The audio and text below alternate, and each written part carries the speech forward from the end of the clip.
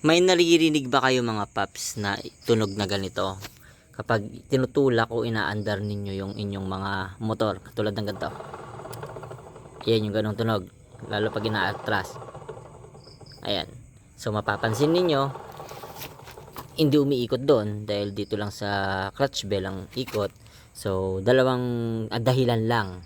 O dalawa lang ang titignan mo pag may tunog ka naririnig na ganito.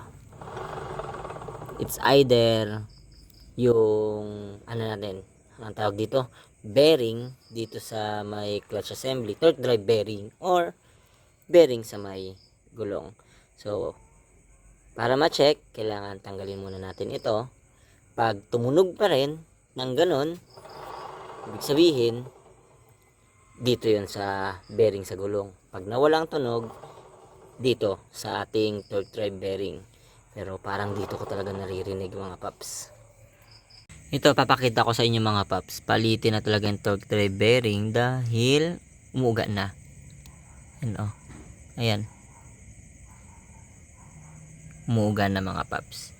May play na kaya palitin na. Ito ang problema nga mga paps. Kapag matagal kang hindi nagbabaklas o naglilinis ng iyong panggilid. Tapos nasa maputik ka palagi, magabok. Ayan, basa. Mahirapan tayo magtanggal nitong crankcase natin. Ito, katulad ng nangyari sa akin, yung pin na nakalagay dito is hindi na mahugot. Nahirapan talaga akong tanggalin yung crankcase mga paps. Kahit natanggal ko na yung mga tornilyo, hirap pa rin ako. Ginamitan ko pa ng sinungkit-sungkit ko pa. Kaya, ito, bago natin natanggal, ito mga paps, ayan o. Kinalawang, hindi na mahugot, hirap. Kahit i-plies, long nose, hindi kaya. Mahirap naman pag nayupi mo yan, hindi na shoot doon. Ito, kinakalawang ng mga paps. Oh. Ayan o. Naiwan na rin dito yung isa. Hindi ko napipilitin ito mga paps tanggalin. Para hindi mayupi, baka hindi ko na ma-shoot eh. Lilihahin ko na lang. Para madali natin i-swak ulit. Natanggal na pala natin yung belt natin mga paps. Dito, kakatanggal lang natin. Tanggalin natin sa torque drive, nakakapit pa eh. Yan. So, ito mga paps. Ito kahit pala dito sa side na to, makikita mo naman na palitin na. Ayan, no? May mga bitak na. Lipat natin sa ibang side. Sa ibang side may konti. Pero, pag binaligtad mo to, mas malala. Dito, sample tayo dito. Hirap. Ayan o. Ayan o. Grabe na. Grabe na yung bitak natin mga paps. Oh. Ayan. So ang papalit natin mga paps, original parts pa rin. Galing pa rin sa Honda. Ito. Dami kong papalitan ngayon. Magme-maintenance talaga. Original pa rin dito sa galing sa Honda. Ayan. Yan ang Honda. Pang click 150 belt drive. Yan yung code niya mga paps. At sa mga magtatanong kung saan ko kinuha, sa kasa din ng Honda mga paps. At kung magkano ito mga paps, 1,050 pesos. So ang laki ng, ang laki. Ang mahal talaga. Ang laki ng diferensya kapag kukuha ka sa Shopee. Sasabay na rin pala natin na magpapalit tayo ng ating slider tsaka itong tinatawag na itong bola. Ito mga paps, ayan na. Papalit tayo ng ruler tsaka slider. Sasabay na natin para minsanan. Pero hindi ko mapagsabay-sabay pala dahil hindi ako makapagpalit ng torque drive bearing dahil hindi ko pa, wala pang budget. So, yung bola pala mga paps, hindi ako nag-Honda ngayon. Nag-Seaworks ako. Ito. Seaworks Toyota Chusho.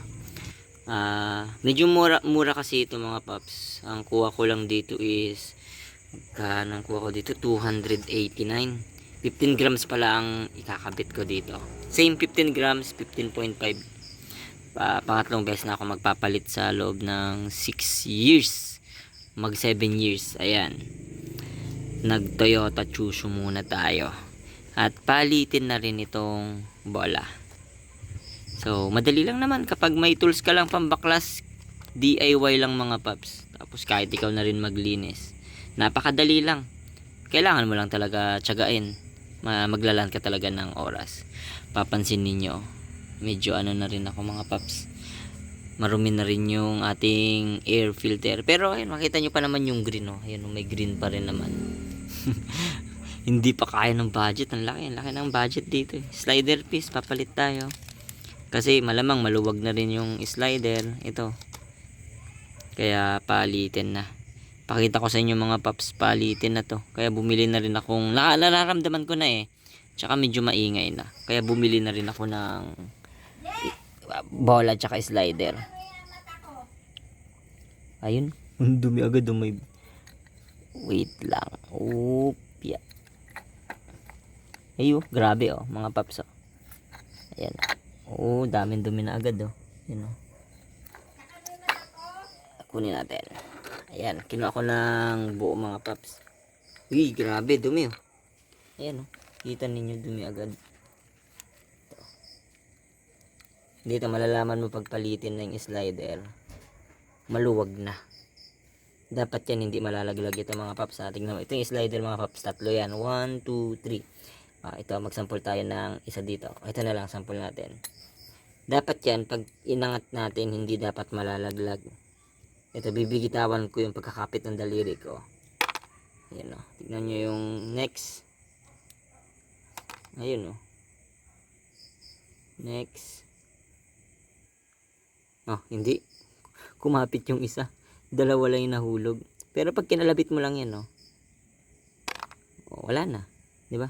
Palitin na talaga. Yan. Sa bola naman mga paps. Ay, nako. Ito, kumanto na. Pakita ko sa inyo. Yan. Kumanto na siya. Hindi pa naman obvious, pero kailangan ng palitan. Mararamdaman mo na sa pag kinakapa mo, may kanto na. Hindi na siya bilog na bilog. Yan o. Ang hirap makita. Pero makikita mo yan, mapapansin mo. Hanap tayo ng medyo obvious. Saan ba? Hirap makita.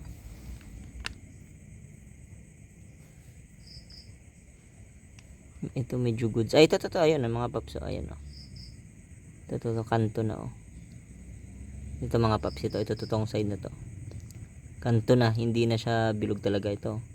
Yan na nakakapa mo na. At syempre, medyo maingay na yung panggilid mo. May naririnig ka na. Kaya palitin na. So, ang tapalit natin dito is Seaworks. 15 grams pa rin. 15 grams yon. So, kakabit na natin. Tanggalin lang natin ito mga paps.